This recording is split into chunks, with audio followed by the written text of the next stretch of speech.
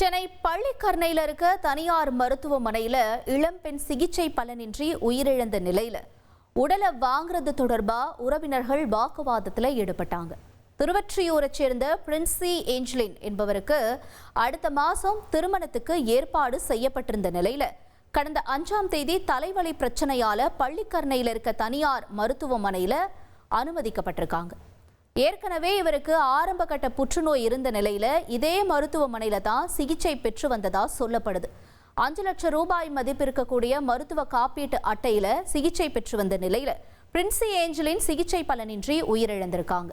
இதையடுத்து மருத்துவமனை நிர்வாகம் 11 லட்சம் ரூபாய் பணம் செலுத்திட்டு உடலை எடுத்துச் செல்லுமாறு கூறினதுனால உறவினர்கள் வாக்குவாதத்தில் ஈடுபட்டிருக்காங்க. சம்பவ இடத்திற்கு வந்த போலீசார் மருத்துவமனை நிர்வாகம் மற்றும் பிரின்சி ஏஞ்சலின் உறவினர்கள் கிட்ட பேச்சுவார்த்தை நடத்தி பணம் செலுத்தாம உடலை எடுத்து செல்ல நடவடிக்கையை மேற்கொண்டிருக்காங்க.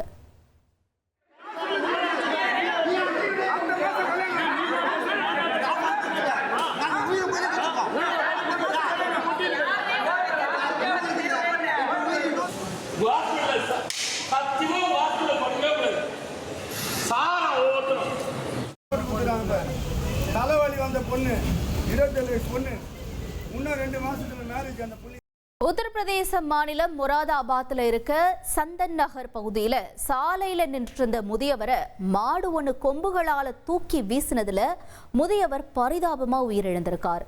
தெருவில் நின்றுட்டு இருந்த அந்த மாட்டினுடைய மேல இளைஞர் மற்றும் பெண் ஒருத்தவங்க தண்ணீரை ஊற்றுறதுனால சீற்றத்துல இருந்த அந்த மாடு பக்கத்துல நின்றுட்டு இருந்த கஜன் சிங் என்ற முதியவரை தாக்கியிருக்கு.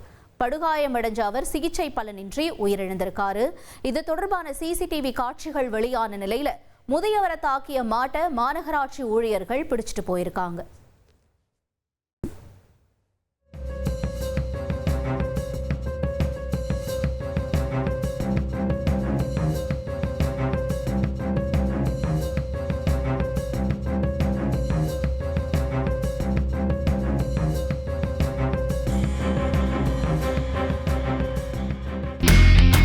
இனி செல்லும் இடமெல்லாம் செய்தி.